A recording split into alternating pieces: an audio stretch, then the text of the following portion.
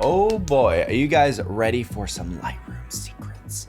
Well, today we're going to be taking a look at how I edit my photos for my Instagram page directly inside of Lightroom, so let's just go ahead and jump over there. First of all, if you guys could subscribe, that would be amazing and it would make you a super awesome person. But we're going to be taking a look at this photo right here. So this is a picture of my friend Chris. It was taken locally, like in the local city, which is Dundee.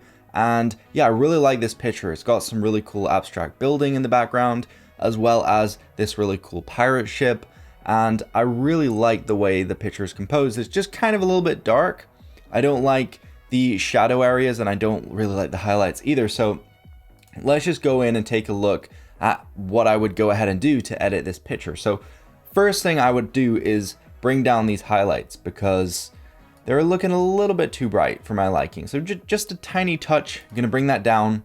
And then I'm gonna increase the shadows here because obviously we wanna see Chris because that's the whole point. It's a portrait picture. So we're gonna increase these shadows. We're gonna make sure he's not too bright, but we're gonna make sure he's fairly nicely exposed. I might just increase the shadows a touch and then bring the blacks down.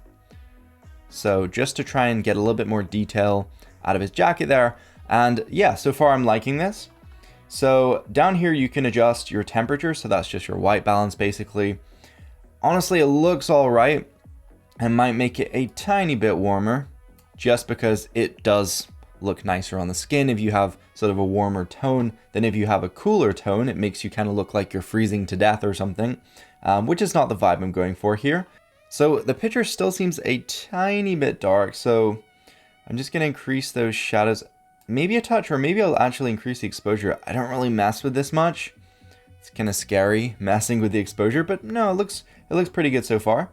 Down here, the tint is basically a way of just balancing the colors a little bit more in your image because sometimes you have a green cast or you have a little bit of this red, purpley kind of casted color across your picture.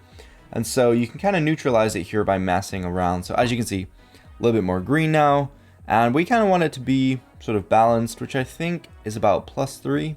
So now we're moving down to vibrancy and saturation. So a lot of people actually don't realize the difference in these.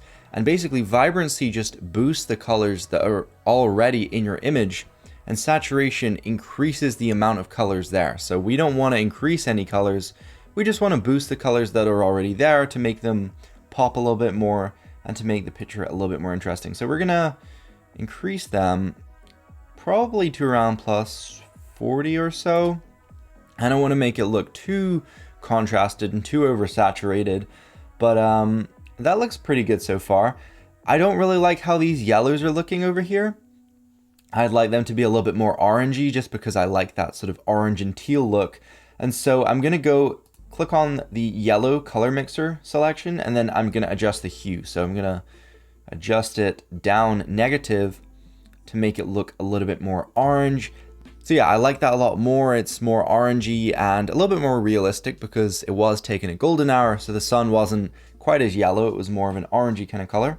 And then we can go over to the blues here, and this is going to adjust the sky primarily. So we're going to turn down the lumency a little bit because that's going to boost some of the blues, bring out some more of the color.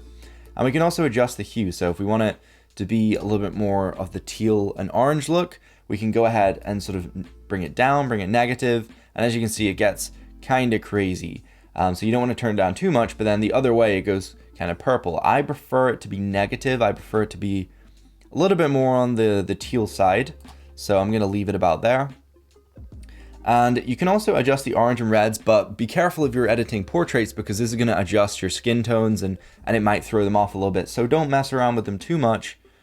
But as you can see, if I bring them down, it's going to make Chris look like he's got sort of a rash going on there. If I bring it up, he's going to look a little bit ill. So we're going to keep it pretty much near the middle. There might be some adjustments you can do. I think he looks a little bit more pinkish if I turn it down. So I'll leave it about there.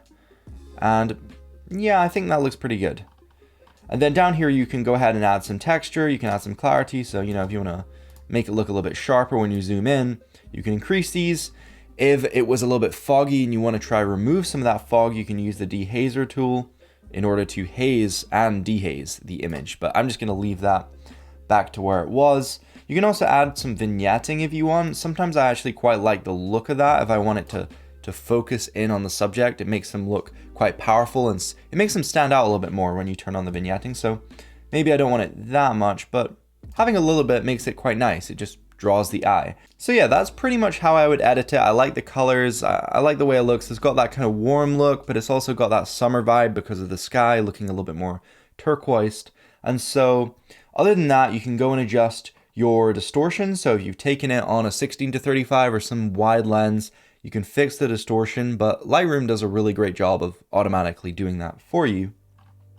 And if you want to save this as a preset, then you can actually go up here to the presets. You just click on the plus here, and then you can go ahead and select which aspects of the edit are going to save to the preset. And then you just go ahead and type in your name. You can group them. And I actually have a bunch of presets up here. They're probably not going to apply well to this image, but I've got an absolute ton of presets, which I use for numerous different photos, from landscapes, portraits, to car photography, and I have them all in here. So this is a great way of saving the style of image. And if you want to apply it to bulk images, you can go ahead and just use Command-C, Command-V, or Control-C, Control-V, and it's as easy as that to go ahead and paste your preset onto another image. So yeah, Lightroom is honestly really quite easy to use. You'll get the hang of it in no time for sure. But yeah, I really hope you enjoyed this video. Thank you so much for watching. I will see you guys later. Peace.